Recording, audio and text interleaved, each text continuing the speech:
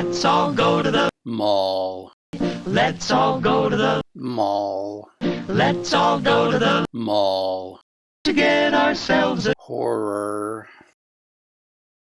Even the skylight is still dirty, clouded with soot and bird shit. A hothouse without the plants, just a few mall walkers who look too young for that kind of thing, and a handful of people my own age stagnating in front of what used to be Heritage Yarn. No families with little kids, no teens, even though it's a Saturday. In the absence of adequate public spaces for people to inhabit and interact, folk made do. A glass building connected with spit, bolts, and arching metal bands. A great sculpture that gave it the appearance of a ship with its sail extended to capture the maritime winds. I'll ask one of the questions I have, which is, I want to hear more about Ellensville. Like you drew from, I assume, an actual place and then mixed in your own, fictions into it. Can you tell me about it? Yeah, actually, Helensville is based very closely on the small farm town I went to high school in. And it was and the mall is based almost exactly on the mall there too. It was at the time, it was a very, very, very small town, but it somehow had a mall, like an actual indoor mall. But it was really just like the saddest mall. It had like one department store, a couple shops, and then a food court that was basically it, like in the story, the snack shack, a little stand and some tables around it. And but that was like, I always just thought that was funny that we were such a small town, but we had this miniature mall that tried very hard to be like a big town mall.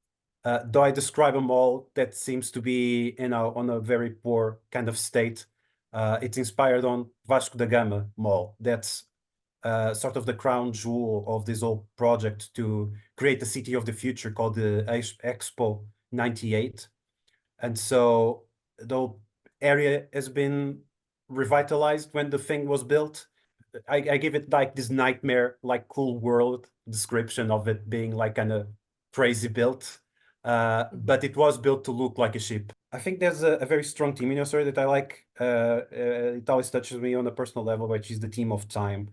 The how time moved forward and how there's this hunger, like I want time to turn back. I think, for me, it was on the theme of what would it be like to revisit your past and kind of your formative years, your teenage years in this very specific place. And I think a lot of people do share a specific place feeling with a mall or a shopping center from your teen years.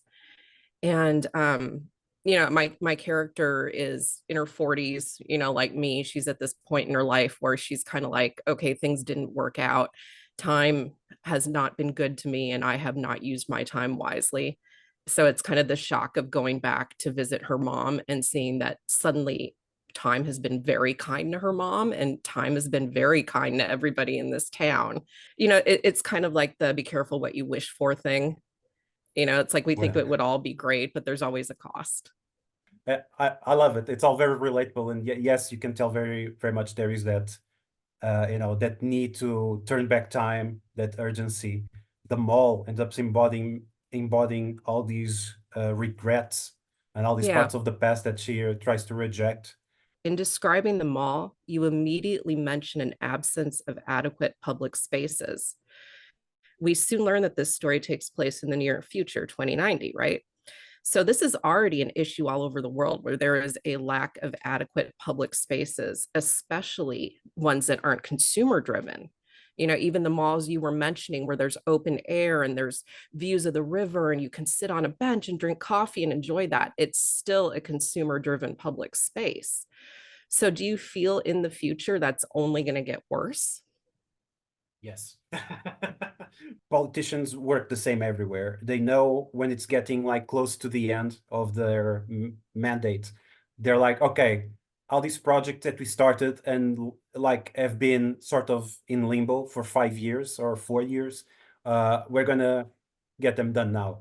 It is an issue though, still.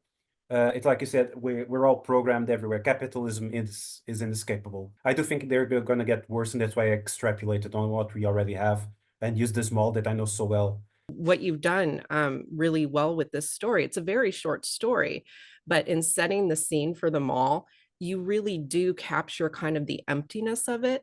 you're setting the scene for a future where the mall is dying and continuing to die. Even though the structure stands, they might have made improvements, but I think it really speaks to loneliness and disconnection in the future, which again speaks to that lack of public gathering spaces that are not consumer driven.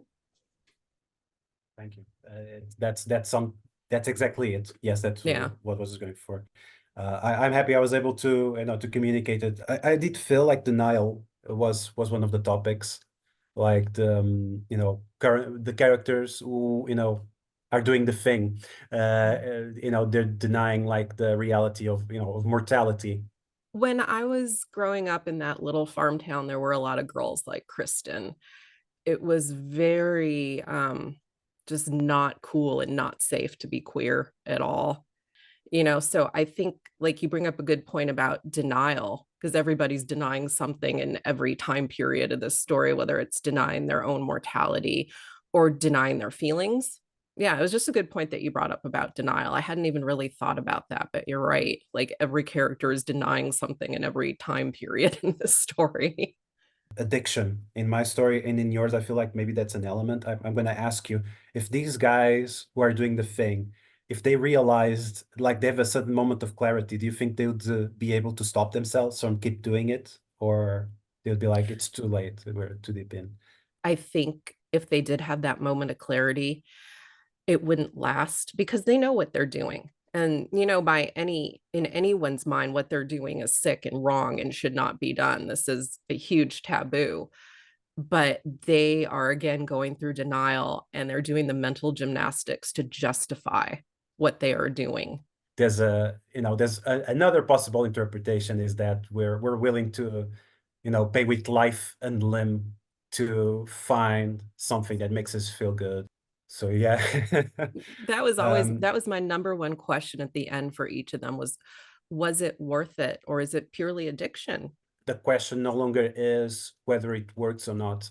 There are no more questions at this stage. It's just this is all I know. I'm going to keep going to the thing that's destroying me.